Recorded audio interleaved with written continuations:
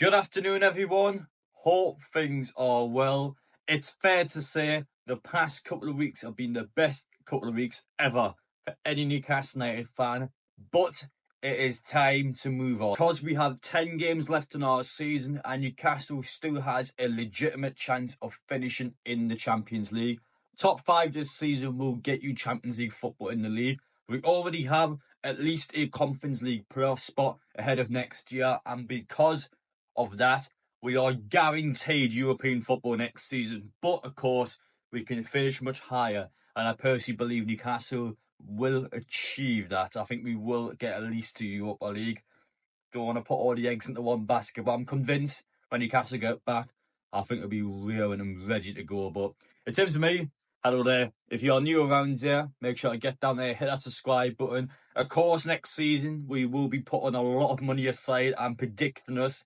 Let's say it's the Conference League, it could be going away about 10 times. So, yeah, I'll put a lot of money aside. I'm making sure we are saved up and ready to go. And speaking of trips next season, we already have pre-season information and St James's Park information. So we're here in this video to give you a lot of Newcastle United news. So again, make sure you get down there, hit that subscribe button so you don't miss any upcoming news. Of course, it will be reported here on the channel as it gets released. But let's just start off with next season, because pre-season, it looks to be Hong Kong. Hasn't been confirmed yet by Newcastle United, but Craig Hope did state a few weeks back that he expected Newcastle to go to Hong Kong this summer. Now, it has been announced that Liverpool and AC Milan are also in Hong Kong, so it's a possibility Newcastle United could actually have a Carabao Cup rematch pre-season and also the prospect of playing AC Milan again. So in terms of pre-season fixtures, good ones. They're quite highly competitive. Again, going to Asia, it was amazing Japan last summer, and I'm hoping it can be a place like Hong Kong. We can get something going there. Now, I'm going to be honest, I was actually taught a good month or so now that we were meant to be having Celtic at some point in the summer.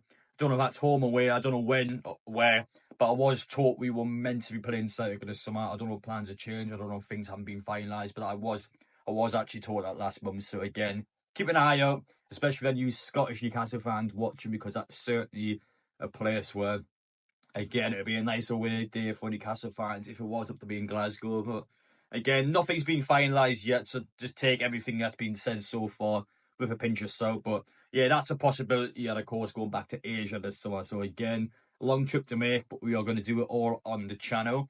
Now, in terms of course, our stadium, St James's Park now, it has been stated a couple of days ago, actually, by Matt Hughes, that Newcastle United have actually started to send the video package across of what the new stadium would look like. They've sent it to the fan advisory board, they've sent it to the hierarchy, they've sent it around Newcastle, and it's been a sign of approval so far that they are ready and willing to go to a 65,000 seater stadium. Now, I know the big question straight away everyone's going to ask, and especially when you've seen that parade on Saturday and we see how many people are waiting outside Newcastle, is 65,000 fans enough?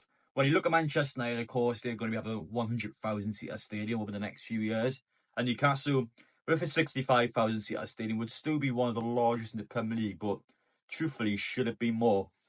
Now, it's a bit of a balance, really, because Newcastle United, the reason why it's not, let's say, an 80,000 seater, for example, obviously Newcastle needs to keep ticket demand. If it's just easy for everyone to get tickets and everyone can just go to St James's Park, over the next 5 to 10 years, that ticket demand will kind of die down, and it could damage Newcastle somewhat long term.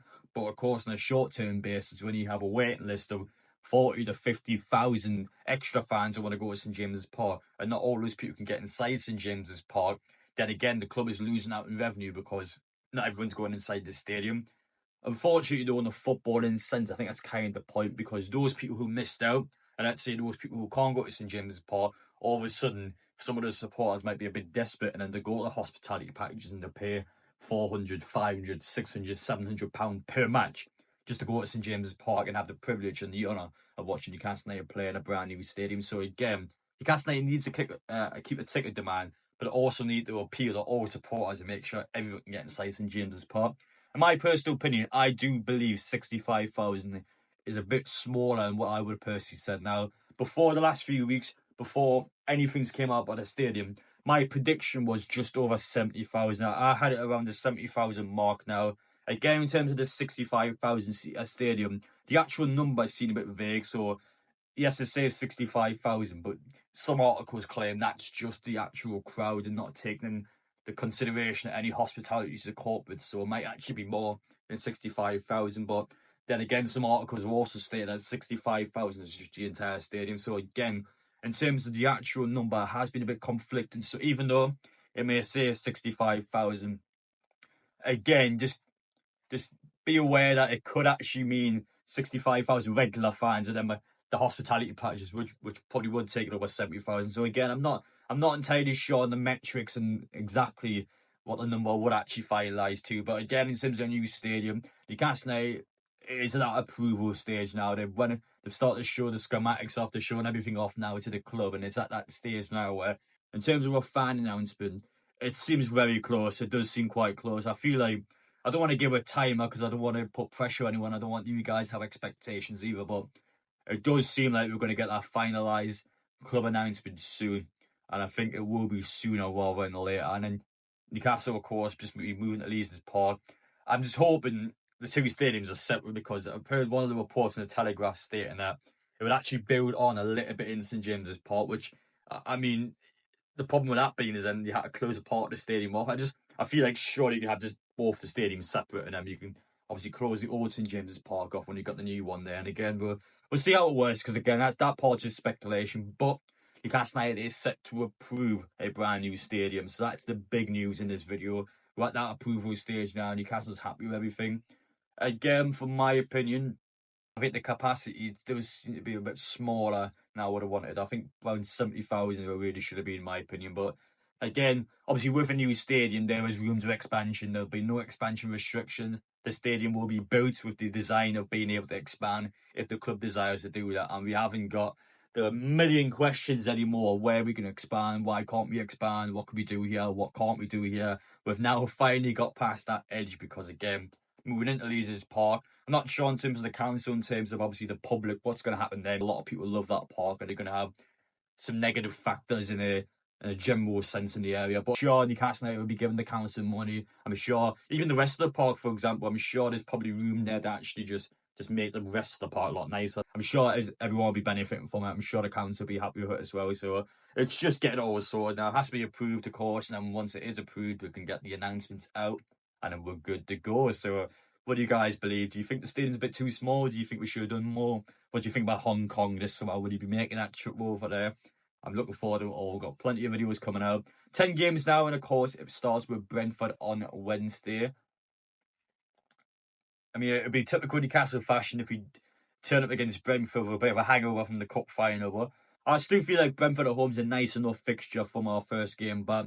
And then Leicester away next Monday, laughing at that fixture. Again, we need to show them respect, but a team that is very depleted. I think Newcastle could rip them to shreds next week. So we've got some nice fixtures coming up, especially Chelsea at home. I think that's the big one.